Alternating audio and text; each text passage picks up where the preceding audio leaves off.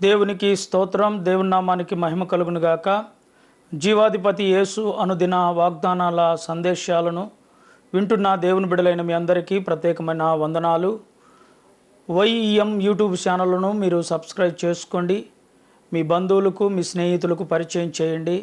Like కొట్టండి, share చేయండి. అంతేకాదు మరి ఈ యొక్క పరిచర్య కొరకై అనుదినం మీరు ప్రార్థన చేయండి. ఎవరైనా ఆర్థికంగా ప్రోత్సాహకరంగా మీరు సహాయం సపోర్టు అందించాలనుకుంటే ఈ యొక్క ఛానల్లో మాకున్న నెంబర్కి ఫోన్ చేసి మీరు మమ్మల్ని సంప్రదించాల్సిందిగా ప్రభుపేట మనం చేస్తున్నాం. దేవుని పరిశుద్ధ నామానికి మహిమ కలుగును గాక. దేవునికి స్తోత్రం. జీవాధిపతి యేసు అనుదిన వాగ్దానాలను వీక్షిస్తున్న దేవుని బిడ్డలైన మీ అందరికీ ప్రత్యేకమైన వందనాలు తెలియజేస్తున్నాను. బాగున్నారండి? సంతోషంగా ఉన్నారా? మంచిది. మీకోసం అనుదినం ప్రార్థిస్తున్నాం. మా కోసం, కుటుంబం కోసం, పరిచర్యల కోసం ప్రార్థన చేయండి. ఈ ఛానల్ను మీరు సబ్స్క్రైబ్ చేసుకోండి. అలాగని మీ బంధువులకు, మీ స్నేహితులకు కూడా పరిచయం చేయాలని కోరుకుంటూ ఉన్నాం. విశ్వాసం అనే అంశం మీద మనం మాట్లాడుకుంటూ ఉన్నాం. ఈరోజు మత్తయి సువార్త 21వ అధ్యాయము 20వ వచనాన్ని చదువుకుందాం. అంజూరపు చెట్టు ఎంత త్వరగా ఎండిపోయినని చెప్పుకొనిరి. అందుకు యేసు, మీరు విశ్వాసము కలిగి సందేహపడకున్న ఎడల ఈ అంజూరపు చెట్టు నాకు జరిగిన దానిని చేయుట మాత్రమే కాదు, ఈ కొండను చూచి నీవు ఎత్తబడి సముద్రంలో పడవేయబడుదువు గాకని చెప్పిన ఎడల అలాగునని జరిగినని వారితో చెప్పుచున్నాను చెప్పాడు. దేవునికి స్తోత్రం. మనం చదివిన ఈ వాక్య భాగంలో ఏమని రాయబడిందంటే, ఉదయకాలమున వారు వెళ్ళుచున్నప్పుడు ఒక అంజూరపు చెట్టు కనపడుతుంది. ఈ అంజూరపు చెట్టు దగ్గరికి వెళ్ళినప్పుడు ఆ అంజూరపు చెట్టు అంతా కూడా ఆకులతో కప్పబడి ఉంటుంది. దాంట్లో ఒక ఫలమైన ఉండదు.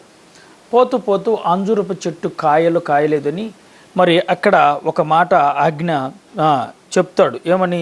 తక్షణమే ఈ అంజూరపు చెట్టు ఎండిపోవును అని చెప్తాడు.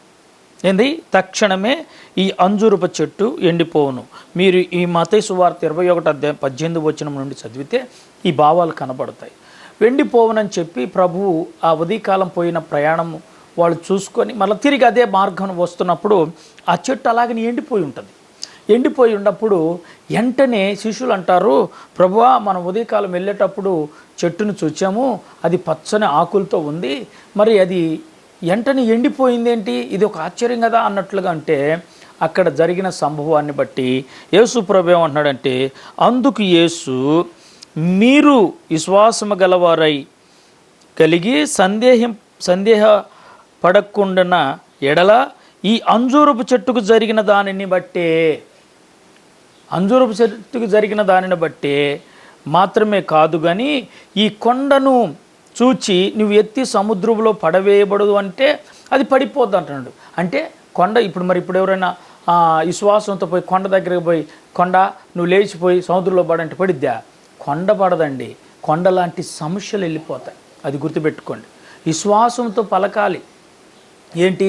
కొండలాంటి సమస్యలు, బండలాంటి సమస్యలు మన కుటుంబం మీదకి వచ్చి మన జీవితాలను సతమతం చేస్తుంటే ప్రార్థనతో, విశ్వాసముతో ఈ కొండలాంటి సమస్య మంచుగడ్డలా కరిగిపోవాలి ప్రభువా అని మనం ప్రార్థన చేయాలి.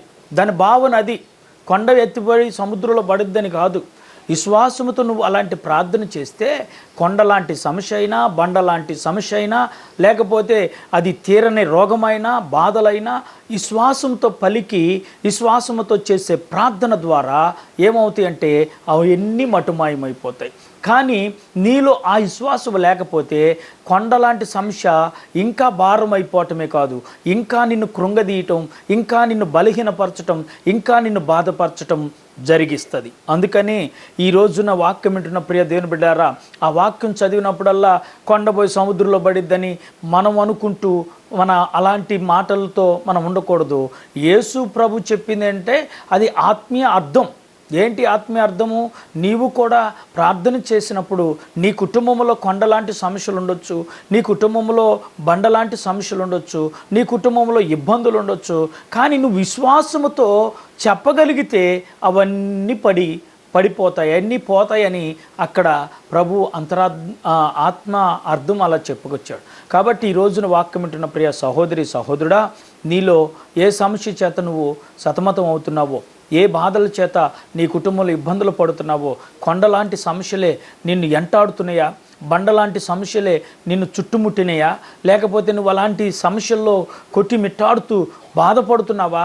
అయితే గుర్తుపెట్టుకో, విశ్వాసముతో ఈ మాటలు పలుకో. ఏమని?